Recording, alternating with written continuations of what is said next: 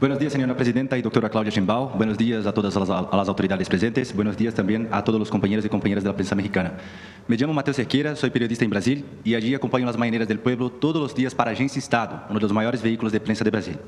Presidenta, mi primera pregunta no podría ser otra sino acerca de Donald Trump, que anuncia hoy nuevos aranceles a productos importados a diferentes países del mundo, incluso Brasil, que ya se ha preparado con medidas para eventuales tarifas, pero con un impacto especialmente fuerte en México, cuya economía depende en más de un 80% del comercio con su vecino del norte. Dado que estas medidas podrían afectar sectores clave, como el automotriz, ¿qué acciones concretas tomará su gobierno para contornear estos aranceles y reducir la vulnerabilidad económica frente a las decisiones unilaterales de México? Y me gustaría saber si podríamos adelantar, ya que el anuncio sería mañana, ¿cierto? Pero no vamos a adelantar. Perfecto, no hay problema. Mañana vamos a anunciar, es un programa integral lo que vamos a anunciar. No es un asunto de si tú me pones tarifas, yo te pongo tarifas, o aranceles, yo te pongo aranceles. Nuestro interés es el fortalecimiento de la economía mexicana, entre otras de la industria automotriz. Por cierto, con la presidenta Dilma Rousseff en su momento, ella hizo un programa muy interesante en el 2012 de fortalecimiento de la industria automotriz en Brasil. Incluso lo hemos estudiado porque nos interesa mucho. Ella puso un impuesto a la industria automotriz y fue reduciendo ese impuesto a la industria automotriz en Brasil. No digo que lo vayamos a copiar porque son condiciones distintas, digo qué fue lo que hizo ella. Puso un impuesto a lo que se importaba y también a la industria en Brasil y les disminuía el impuesto a partir de aumento en eficiencia, de inversión en investigación y desarrollo, de compra de autopartes, fuera en Brasil o en el Mercosur, un programa integral que permitió que del 2012 al 2017 se incrementara en 75% la producción automotriz en Brasil, fuera mayor el rendimiento vehicular y también hubiera más investigación y desarrollo en la industria automotriz. Muy, muy interesante. Nosotros lo que queremos es fortalecer la industria automotriz. Yo ponía de ejemplo el otro día, no solo es, México produce, digamos que la mitad de lo que produce se exporta y la mitad de lo que produce se queda en México, más o menos, quizá un poco más exportamos. Pero el problema es que estamos importando muchos vehículos, particularmente de Asia, y no es nada en particular contra ningún país asiático, ni mucho menos. Pero resulta que hay vehículos compactos que se venden mucho en México, que no se fabrican en México y son para el mercado nacional, no se exportan a ningún lado. Entonces, si nosotros queremos fortalecer la industria automotriz, pues no nada más es el tema de Estados Unidos, sino cuándo estamos importando y cómo hacer que los vehículos o la mayoría de los vehículos que se compran en México se fabriquen en México, frente a la nueva situación internacional que tenemos, pero además es parte del Plan México que diseñamos desde hace 6 meses. Y lo mismo es en otras áreas de la economía nacional, particularmente de la manufactura. Ayer leía una nota en la revista Forbes que decía que se está usando demasiado un programa que existe en México vinculado con el tratado comercial con Estados Unidos, en donde no se paga IVA a lo que se produce o lo que se importa para enviarlo a los Estados Unidos, que es el programa IMEX o a las maquilas. Entonces decían que se había abusado demasiado de esto y que eso había afectado mucho a la industria textil.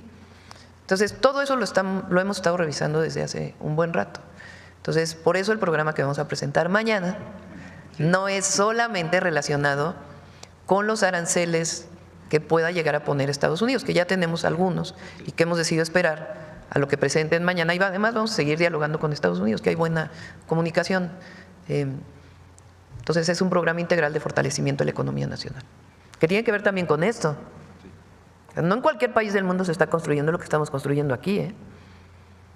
La cantidad de trenes, aeropuertos, puertos y todo el programa de impulso a la manufactura a través de los polos de bienestar.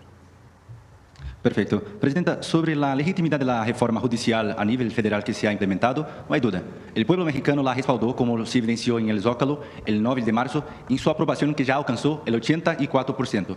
Sin embargo, expertos en el tema, el mercado y diversas instituciones internacionales, a ejemplo de la Washington Office on Latin America Human Rights, advierten que la reforma podría afectar la independencia del Poder Judicial, argumentando que haría la justicia federal más vulnerable a presiones políticas, electorales y hasta mismo a los narcos. Con esto en mente, Presidenta, ¿cómo garantizar que los jueces que serán votados en junio no queden expuestos a intereses políticos y económicos, comprometiendo la imparcialidad de las decisiones judiciales? El Gobierno federal, junto con el Congreso, han diseñado mecanismos de supervisión o contrapesos para mitigar este riesgo o tiene esta propuesta? El problema es el Poder Judicial que tenemos ahora. Ese es el problema. Ayer presentaba a Pablo Gómez, titular de la Unidad de Inteligencia Financiera, y les han dado amparos y amparos y amparos a personas que lavaron dinero, sea por factureras, sea por vínculos con la delincuencia o por otras razones de corrupción. 35,000 millones de pesos en amparos, liberadas cuentas. La UIF congela cuentas vinculada con estos delitos y los jueces las liberan. La cantidad de delincuentes que han liberado los jueces, la cantidad de impuestos que no se pagan todavía porque los protege ministros de la Corte. Entonces, ¿cómo saneas el Poder Judicial que está lleno de nepotismo y corrupción? Solo de una manera: con el pueblo, con la democracia. Van a ser mucho más independientes y mucho mejores jueces porque le van a responder al soberano, al pueblo. No le van a responder al que los propuso en el Senado o al amigo del primo del hermano que lo propuso en la supuesta carrera judicial. Pues vamos a tener un mucho mejor Poder Judicial, mucho mejor, porque ¿quién lo va a elegir? El pueblo. Perfecto. Doctora Sheinbaum, no pude dejar de aprovechar mi estancia aquí en México para conversar con los ciudadanos mexicanos que tienen la máxima autoridad para evaluar su gobierno. En estas conversaciones en las calles de la Ciudad de México, observé una amplia gama de opiniones sobre su gobierno. Por un lado, muchos expresaron su apoyo. Uno incluso la llamó de la dama de hierro mexicana, en alusión a neoliberal Margaret Thatcher, pero en la versión progresista y latinoamericana, por cierto, destacando su firmeza y liderazgo. Sin embargo, también observé preocupaciones sobre la posible relación… Dije cabeza fría, no sí. dama de hierro, es distinto. Sin embargo, también observé preocupaciones sobre la posible relación entre políticos de Morena y distintos partidos de México y actividades ilícitas con el narcotráfico, algo que también observamos en Brasil. En este contexto, ¿qué medidas concretas está tomando su administración para garantizar que la transparencia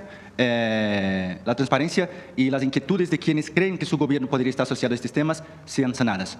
Pues no creo que mucha gente lo piense. Ay, ¿cómo? A ver la encuesta del lunes, del martes, del miércoles. 84%, ¿sí? Sí, 80. O sea, no creo que mucha gente en México piense lo que dices, ¿no? Si hay un apoyo popular a nuestro gobierno, porque no es a la presidenta, es a nuestro gobierno que representa la Cuarta Transformación. Y se mantiene pues la aprobación. De hecho, hoy sale otra donde bajamos un poquito, pero se mantiene en un porcentaje muy importante de aprobación. Y es porque estamos cercanos al pueblo y porque hay honestidad. Si no hubiera honestidad, si no hubiera autoridad ética, política, si hubiéramos traicionado nuestros principios, pues no tendríamos ese apoyo, ¿no? Y si hay alguna persona vinculada a un partido político, a un gobierno que tenga que ver con algún delito, pues están las fiscalías para proceder y un nuevo Poder Judicial para juzgar. Perfecto. Presidenta, en los últimos años, tanto México como Brasil, con el presidente Lula, han priorizado sus propias agendas internas y algunos analistas con los cuales he conversado han señalado que la región de América Latina enfrenta desafíos de liderazgo. Organismos como la CEPAL destacan… Ay, Lula es muy buen líder, sí. Muy buen líder. Sí, pero en el contexto de América Latina, sí. Entonces, organismos… No, yo no veo eso. Xiomara es muy buena presidenta. Sí. Organismos como la CEPAL destacan constantemente la necesidad de un liderazgo regional más fuerte. Entonces, me gustaría saber qué medidas su gobierno podría tomar para fortalecer el liderazgo de México, juntamente con Brasil y América Latina, y cómo la doctora ve el papel de la región en el contexto global actual. Ahora viene la reunión de la CELAC, creo que es el 9, no sé qué día es. Tengo pendiente una llamada con la presidenta de Honduras porque pasa la presidencia de la CELAC de de Xiomara Castro al presidente Petro. Estamos viendo a ver si es factible ir. Ojalá podamos ir, pero hay muchas cosas aquí en el país. Entonces, perfecto. ¿Y cerca de los pero BRICS? eso va a ser muy bueno. Aunque todo se toma por consenso, tiene sus limitaciones, la CELAC es un espacio importante para América Latina y el Caribe. Perfecto. Y cerca de los BRICS, la señora ya ha decidido, se irá en julio a Brasil participar Ahí de sí esta. no voy a ir. Probablemente enviemos a alguien al evento. Perfecto. Y la última pregunta, señora presidenta. El Banco de México redujo la tasa de interés al 9% el jueves pasado. ¿Se bajó? Sí. Ajá. Señalando que el proceso de desinflación sigue avanzando, pero también advirtió sobre los riesgos globales como las tensiones comerciales y los conflictos geopolíticos que podrían afectar la economía mexicana. Ante este panorama, ¿qué medidas está tomando su gobierno para fortalecer el crecimiento económico y reducir la vulnerabilidad de México a choques externos? Y además de eso, ¿cómo ve su administración el papel de la política fiscal para complementar las acciones del Banco Central? Gracias. Está bien la economía de México. Es obvio que si pasan temas a nivel internacional, pues obviamente hay sus impactos en México, sobre todo en los indicadores macroeconómicos. Pero como en México, como en todos los países del mundo, pues porque el presidente de los Estados Unidos, que es la economía todavía más importante del planeta, pues cuando deciden cambiar de política, que es lo que está haciendo el presidente Trump, pues obviamente, y sobre todo si es la política comercial, pues evidentemente pues tiene sus impactos en todo el mundo. El asunto es qué tan fuerte es tu economía para poder atender esos impactos. Y repito, vean los indicadores del cierre de marzo: empleo histórico, recaudación histórica, y la inflación está bien también. Entonces, y el Banco de México está trabajando bien.